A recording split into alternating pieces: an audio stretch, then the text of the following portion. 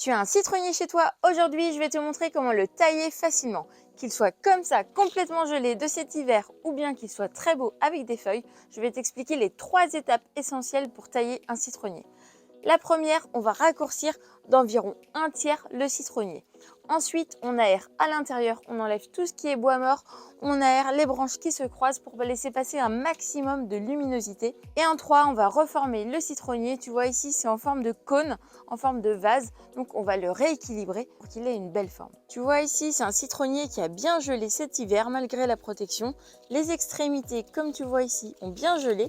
Et en dessous, on peut apercevoir que c'est vert. Donc, tu vas couper sur les zones vertes, au-dessus d'un nœud de préférence, donc comme ici, pour régénérer des nouvelles pousses. Comme ça. Il faut enlever tout ce qui est bois mort. Et tu vas couper au-dessus d'un nœud, comme ici.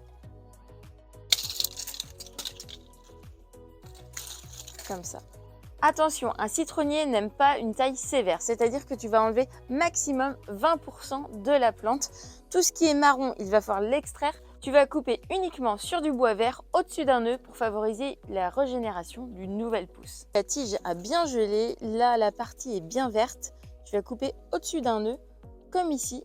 Il y aura de nouvelles pousses prochainement qui vont se développer. Pareil ici, c'est marron, tu vas couper juste au-dessus, au niveau de la partie verte. Il faut absolument extraire toutes les zones marron qui ont été gelées par cet hiver. Tu extrais tout le bois mort. Donc là, avec la gelée, il y en a eu beaucoup. Et tu tailles toujours au-dessus d'un nœud. Attention, un citronnier, ça pique.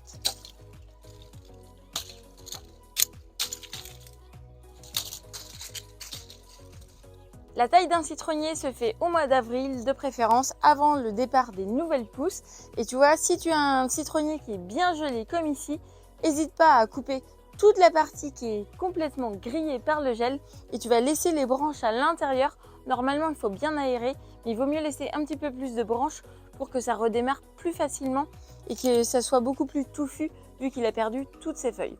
Si au contraire tu as un citronnier qui est en pleine forme, n'hésite pas à aérer l'intérieur pour laisser un maximum de luminosité. Celui-ci n'a plus de feuilles, donc je préfère laisser un petit peu plus de branches à l'intérieur, contrairement à un citronnier qui est en pleine forme avec une taille légèrement différente. Voilà le résultat, le citronnier est terminé d'être taillé. Tu vois, j'ai enlevé environ 1/3, j'ai coupé tout ce qui est bois mort.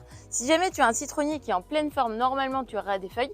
Ici, il n'y en a plus, elles sont toutes séchées par le gel.